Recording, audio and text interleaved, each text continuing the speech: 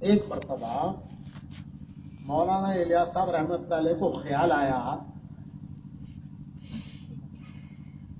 کہ حضور صلی اللہ علیہ وسلم جب جماعتیں بھیجا کرتے تھے تو ہر جماعت کو ایک جھنڈا بنا کر دیا کرتے تھے. حضور جھنڈا دیتے تھے. حضرت اسامہ کی جماعت کو حضور نے اپنے ہاتھ سے جھنڈا بنا کر ان کو دیا تھا. وہ جو آخری جماعت بھیجی تھی جس سے روانہ ہونے سے پہلے حضور دنیا سے تشریف لے گئے، حضرت اسامہ کی جماعت، ان کو حضور نے اپنے ہاتھ سے جھنڈا بنا کر دیا تھا. تو وہاں الیاس صاحب کو خیال آیا کہ حضور صلی اللہ علیہ وسلم جماعتوں کو جھنڈا دے کر بھیجتے تھے. عالم ہماری بھی جماعتیں جاتی ہیں تو ہماری جماعت کو بھی جھنڈا دینا چاہیے. ہر جماعت کے ساتھ کیا ہو ایک جھنڈا ہو. پھر فرمایا کہ نہیں، شیخ الحدیث آنے والے ہیں مولانا زکریا صاحب رحمۃ اللہ علیہ. شیخ الحدیث وہ آنے والے ہیں، ان کی نگاہ حدیث پر، ان کی بصیرت زیادہ ہے. حالانکہ وہ ان کے بھتیجے ہیں. اس کے مولانا الیاس صاحب کے بھتیجے ہیں اور کسی موقع پر ایک لحاظ سے شاگرد بھی ہیں.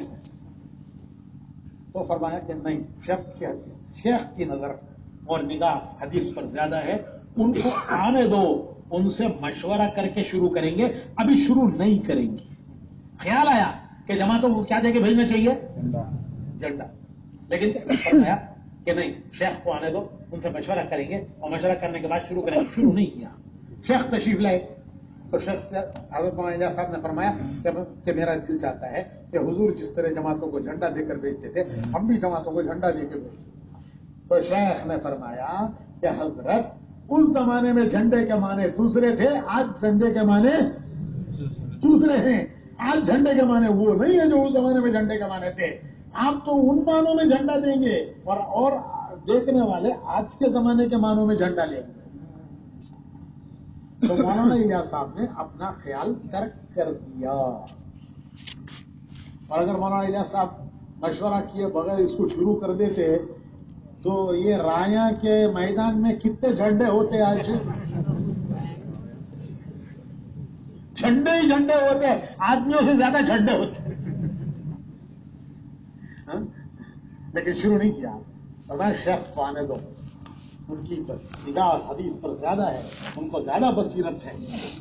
شیخ سے مشورہ کیا اور جب شیخ نے فرمایا اس زمانے کے جھنڈے کے معنی اور تھے، آج کے جھنڈے کے معنی. حضرت نے مولانا الیاس صاحب نے اپنی رائے چھوڑ دی شیخ کی رائے پر. اور اگر وہ مولانا الیاس صاحب شروع کر دیتے تو کتنے جھنڈے لگے ہوتے ہیں میدان میں. ارے بھائی، ہر گاؤں سے جھنڈا لے کے آتے نہیں آتے آپ؟ تو یہ جتنی مسجد بار جماعتیں آئی ہیں سب جھنڈے لے کے آتے ہیں. تو کتنے جھنڈے لگتے ہیں؟